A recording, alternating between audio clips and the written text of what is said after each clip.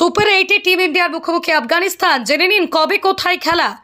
পিএনজিকে হারিয়ে 2024 সালের টি20 বিশ্বকাপের সুপার 8-এ জায়গা করে নিয়েছে আফগানিস্তান।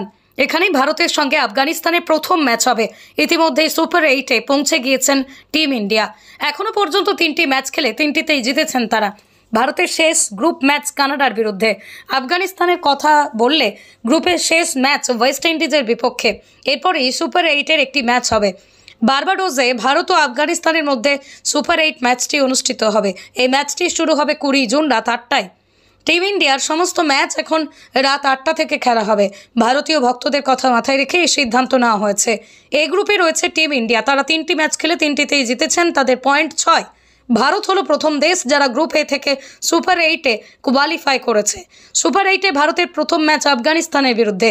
এরপরই টিম ইন্ডিয়া মুখোমুখি হবে গ্রুপ ডির দ্বিতীয় স্থানে থাকা দলের সাথে। 22 জুন অ্যান্টিগায় এই ম্যাচটি অনুষ্ঠিত হবে। ভারতের তৃতীয় ম্যাচ অস্ট্রেলিয়ার বিরুদ্ধে। 24 জুন সেন্ট লুসিয়াতে এই ম্যাচটি অনুষ্ঠিত হবে।